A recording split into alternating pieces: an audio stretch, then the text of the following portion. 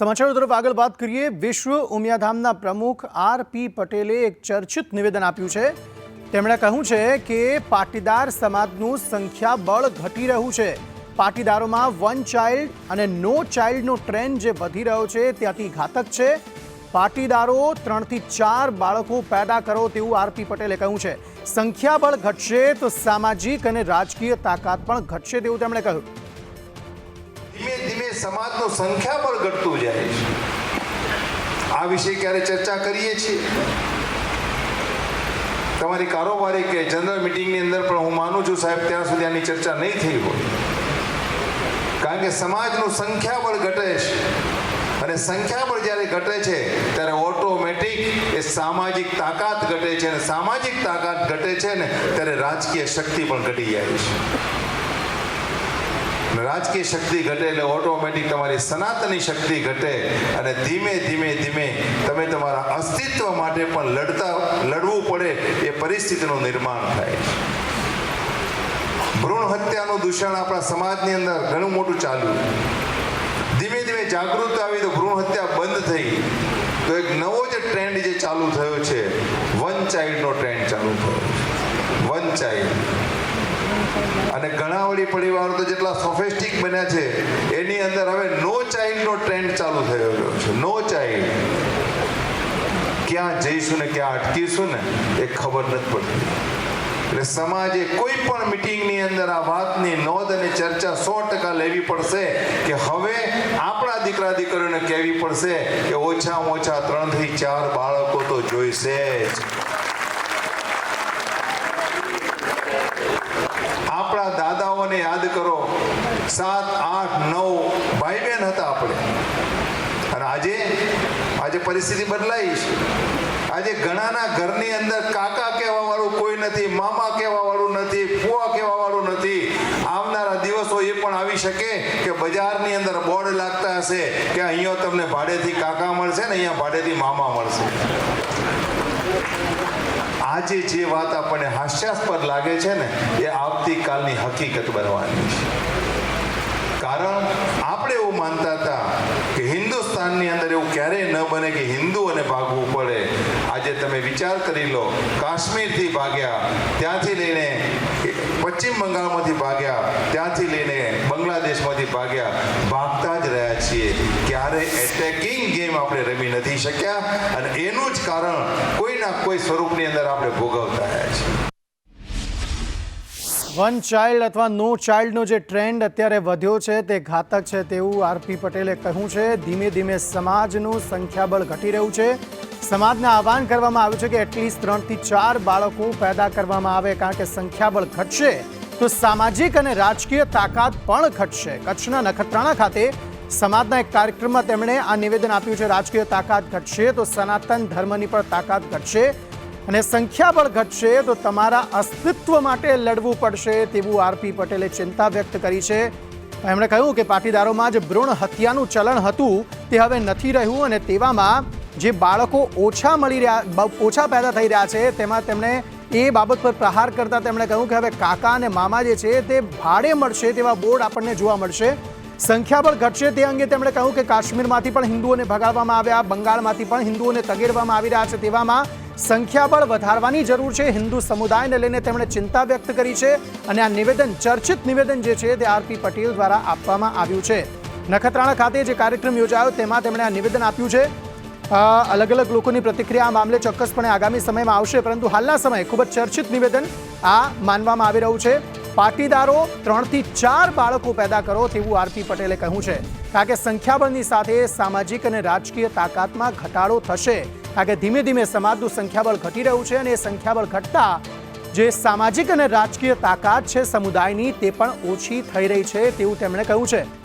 અને તેમણે અલગ અલગ બાબતો સાથે જોડ્યું છે આ સંખ્યાબળને કે કાશ્મીરમાં હિન્દુઓને ભગાડવામાં આવ્યા, બંગાળમાંથી પણ હિન્દુઓને તગેડવામાં આવી રહ્યા છે, તેવામાં અલગ અલગ જગ્યાએથી હિન્દુઓને જાકારો મળી રહ્યો છે, તેમને તગેડવામાં આવી રહ્યા છે। અટેકિંગ જે મેન્ટાલિટી છે તે હિન્દુઓની રહી નથી તેવું તેમણે કહ્યું છે। પાટીદાર અગ્રણી રેશમા પટેલ અમારી સાથે ફોન લાઈન પર જોડાયા છે. રેશમાબેન, સ્વાગત છે આપનું સંદેશ ન્યૂઝમાં. આરપી પટેલે આ નિવેદન આપ્યું છે 3 થી 4 બાળકો પેદા કરવાનું અને સાથે સંખ્યાબળ ઘટશે તો સામાજિક અને રાજકીય તાકાત ઘટશે તેને ઉલ્લેખીને તેમણે આ નિવેદન આપ્યું છે. આપની પ્રતિક્રિયા? હું માનું છું કે 3-4 બાળકો પેદા કરવાથી ના તો સામાજિક ઉન્નત થવાનું છે, વિકાસ થવાનો છે, ના તો કોઈ રાજકીય વિકાસ થવાનો છે. હું એવું માનું છું કે આ નિવેદનમાંથી માત્ર આંશિક વાત લેવા જેવી એટલી જ છે કે સમાજમાં આજે એક દીકરા એક સંતાનોની અથવા તો નથી સંતાનો જે કરતા એના માટે એક થોડું એટલું ચોક્કસ લેવા જેવું છે કે ભાઈ એક યા તો બે પોતાની યથાશક્તિ પ્રમાણે, આર્થિક શક્તિ પ્રમાણે એ લોકો બાળકને જન્મ આપી શકે છે. દરેકનો સ્વતંત્ર નિર્ણય હોય છે.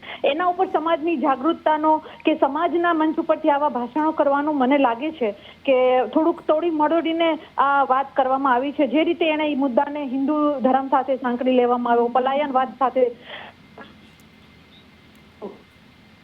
જી આભાર અમારી સાથે જોડાવા બદલ. રૂપલ પટેલ જોડાયા છે અમારી સાથે. રૂપલબેન, આપનું પણ સ્વાગત છે. આ જે નિવેદન આપવામાં આવ્યું છે આરપી પટેલ દ્વારા, શું ખરેખર સમાજની શક્તિ ઘટી રહી છે, સંખ્યાબળ ઘટી રહ્યું છે સમાજનું? એમના આ નિવેદન સાથે હું સંમત છું, કારણ કે આ માત્ર પાટીદાર સમાજનો પ્રશ્ન નથી, આ સમગ્ર સવર્ણ બધા જનો આ પ્રશ્ન છે. કારણ કે દરેક ઘરમાં આપણે જોઈએ છે તો અત્યારે પહેલા એવો કન્સેપ્ટ હતો કે અમે બે અમારા બે, અને હવે એવું થઈ ગયું છે અમે બે એક અમારા એક. અને હવે તો એમાંથી પણ જયારે મોડર્નાઇઝેશન તરફ આપણે જતા હોય પ્રમાણે હવે તો નો ચાઇલ્ડનો કન્સેપ્ટ આવી રહ્યો છે, રાઈટ?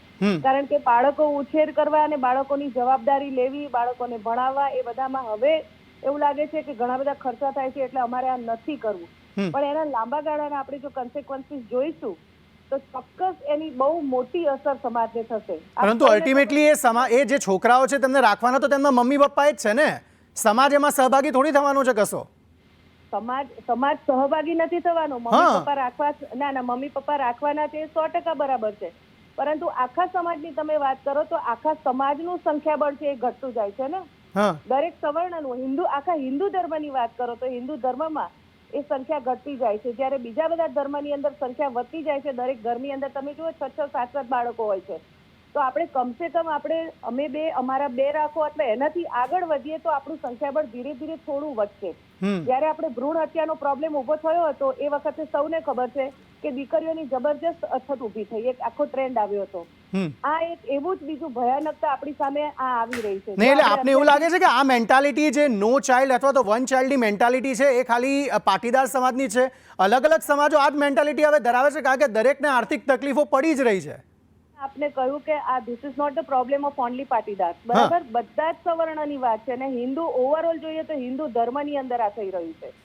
આખા હિન્દુ ધર્મના બધા જ જે આપણા કાસ્ટ છે બધા જ એ બધાની અંદર આ આપણને જોવા મળી રહ્યું છે. એટલે બધાએ જાગવાની જરૂર છે આના માટે. પરંતુ ખાલી સંખ્યાબળ વધારીને શું કરવાનું? હું એમ પૂછું છું, સંખ્યાબળ વધશે તેનાથી તો પોપ્યુલેશન જ વધવાની છે, તેનાથી શું થઈ જવાનું છે? શું કરવા ઈચ્છે છે આખરે સમાજ? ના, પાકિસ્તાનની અંદર શું થઈ રહ્યું છે, કાશ્મીરમાં શું થઈ રહ્યું છે, અફઘાનિસ્તાનમાં શું થઈ રહ્યું છે? તમે તમારી સંખ્યાબળ જ નહીં હોય તો બાકીના બધા તમારી ઉપર ભવિષ્યમાં હાવી 100% થવાના છે.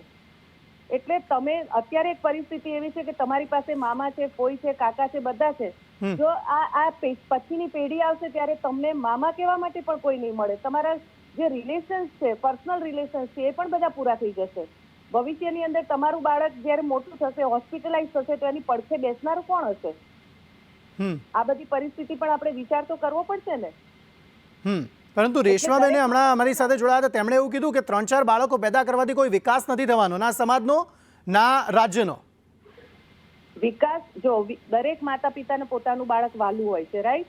એટલે બાળક ઘરમાં હશે તો એનો વિકાસ કરવા માટે માતા પિતા તનતોડ મહેનત કરવાના જ છે. પરંતુ તમને નથી લાગતું કે એક બાળક હોય અને 4 બાળક હોય એ તનતોડ મહેનત ક્યાંક બધું આગળ જતી રહે? એ વધારે મહેનત કરવી પડે ને એનાથી પણ વધારે મહેનત કરવી પડે? એવું નથી. ઉપરથી એક બાળક હશે ને એ બહુ લોનલી ફીલ થાય છે. એક બાળક હોય છે, મેં તો ઘણા એવા કિસ્સા જોયા છે, એક બાળક હશે ને તો એ કોઈનામાં ભળતું પણ નથી, એ એકલું રહેવા તૈયાર થઈ ગયેલું હોય છે. જ્યારે જેને ભાઈ બહેન હશે ને એ બાળકો સોશિયલ વધારે હશે અને એકબીજાની હું સ્કૂલની અંદર જવું હશે, કોઈ પણ હશે તો બંને ભાઈ બહેન હોય કે બે બહેનો હોય કે કોઈ પણ હોય તો એ બધાને એકબીજાની હૂંફ વધારે હોય છે. નહીં પણ રૂપલબેન, આ તમામની વચ્ચે આર્થિક સ્થિતિને કોણ સુધારશે? હું એમ કહું છું, શું સમાજ એ જવાબદારી લેશે કે ભાઈ ભલે 3-4 છોકરાઓ કરો, જે પણ વસ્તુ હશે સમાજનું એક ભંડોળ ઊભું કરો અને સમાજના ભંડોળમાંથી બધી વ્યવસ્થા થશે છોકરાઓની? શું સમાજ એવું કરશે? મારો આપને પણ એક સવાલ છે કે આર્થિક સ્થિતિ શું માત્ર હિન્દુ ધર્મને જ નડે છે?